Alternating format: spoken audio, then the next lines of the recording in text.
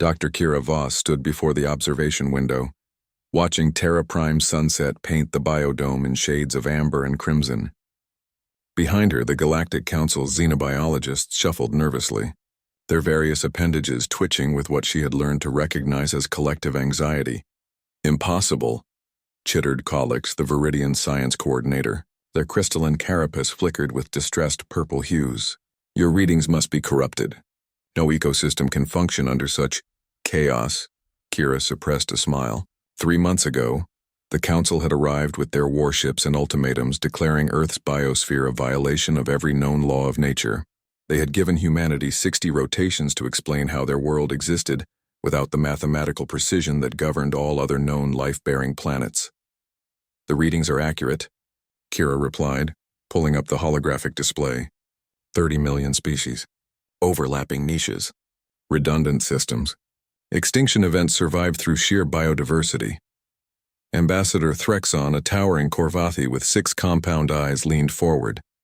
His translator rendered his deep rumbles into flat English.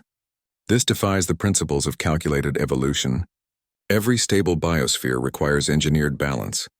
The architects seeded life across the galaxy with precise equations. Your world follows none of them." "That's because nobody seeded Earth," Kira said quietly. "Life emerged spontaneously. It evolved without guidance, without purpose, without makers." The room erupted. 17 different species began vocalizing, screeching, or chemically signaling their disbelief simultaneously. The cacophony lasted until Qualix restored order with a sharp ultrasonic pulse. "Spontaneous abiogenesis is theoretical at best," Qualix insisted. "The probability calculations are irrelevant when you're standing on the evidence," Kira interrupted. She gestured toward the biodome, where Earth flora competed for space in riotous profusion. "Come, let me show you what life looks like when it refuses to follow your rules." They descended into the dome through hermetically sealed airlocks. The Council's insistence, not humanity's. Kira had walked these paths 1,000 times without protection. The xenobiologists, however, wore full environmental suits, their instruments extended before them like talismans against the unknown. "Observe the kudzu." Kira indicated a sprawling vine, introduced to North America for erosion control. It adapted so successfully that it became invasive, covering entire forests. "Life on Earth doesn't wait for permission or perfect conditions. It exploits every opportunity." Threxon's mandibles clicked skeptically. "Invasive species destroy ecosystem balance. This proves instability, not resilience. And yet the ecosystems adapt," Kira countered. She led them deeper, where a reconstructed Appalachian forest thrived under artificial sunlight. After the kudzu came predators, insects, fungi, herbivores that learned to feed on it. The system rebalanced itself, not through design but through evolutionary pressure. They walked past ancient oaks whose roots cracked through stone, around mushroom colonies decomposing fallen logs, between ferns that had survived since the Carboniferous period. Kira watched the xenobiologists' instruments flash and chirp with confused readings. "Your mycorrhizal networks," Qualix observed, tentacles quivering over a sensor pad. "They connect different species, trees sharing nutrients with competitors. This is strategically irrational. It's cooperation without intelligence," Kira explained. "Chemical signaling evolved because it benefited survival. Not every advantage comes from competition." She knelt beside a rotting log, carefully turning it over. Hundreds of insects, worms, and arthropods scattered from the sudden exposure. The xenobiologist recoiled. "Decomposers," Kira said. "On Council worlds, I understand recycling is managed by engineered bacterial strains with predictable rates. On Earth, thousands of species compete to break down organic matter. Redundant, messy, and absolutely critical. If one species fails, 100 others fill the gap." Ambassador Threxon was silent for a long moment, his eyes processing the chaos of movement beneath the log. "The energy expenditure is enormous. The inefficiency is our strength," Kira finished. She stood brushing dirt from her knees. "Your engineered worlds are perfectly balanced. But perfect balance is fragile.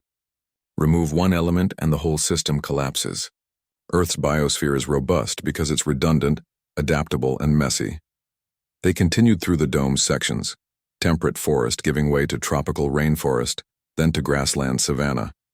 At each biome, Kira demonstrated Earth's fundamental principle: life that competed, cooperated, adapted, and thrived without guidance. In the rainforest section, Calyx stopped before a strangler fig slowly enveloping its host tree. This will kill its support structure. Suicidal behavior. By the time the host dies, the fig's own roots will be strong enough to stand alone, Kira explained. It parasitizes, then becomes independent. Ruthless, yes, but effective. She could see the shift in their body language, the way Threxon's antennae angled forward with interest rather than alarm, how Calyx's color patterns had settled into contemplative blue-green hues. The architects created life as art, Threxon said finally, mathematical perfection. Every species placed with purpose. But your life emerged from chemistry and chaos, Kira said. It didn't follow rules because there were no rules to follow. Just physics, chemistry, and 4 billion years of trial and error. They had reached the dome center, where a massive display showed Earth's evolutionary tree, not the clean branching diagrams of council worlds, but a tangled bush of extinctions, radiations, and convergent evolution. 99% of all species that ever lived on Earth are extinct, Kira continued. Life on our world survives not through perfect design, but through constant adaptation. We are the descendants of survivors, not creations. Calyx approached the display, reaching out to touch the holographic branches. If this is true, if life can emerge and evolve without the architects, then everything we know about our own origins might need reconsideration, Kira finished gently. The council's worlds were seeded, yes, but who seeded the seeders? Perhaps even the architects were once like us. Life that clawed its way from chemistry to consciousness without guidance. The silence stretched as the xenobiologist processed implications that shook their civilization's foundation myths. Finally, Ambassador Threxon spoke, his voice carrying a weight of reluctant wonder. We came to judge your impossible planet. Instead, we find ourselves students of a lesson we forgot to ask. Not how life should exist, but how it chooses to persist. Kira smiled, looking out at the biodome's chaotic beauty. Life doesn't need makers, Ambassador. It just needs a chance. And once it has that chance, not even impossibility can stop it. Outside, Terra Prime's sun dipped below the horizon, and in the gathering darkness, Earth's wild garden began its nocturnal symphony, proof that life, in all its messy glory, would always find a way.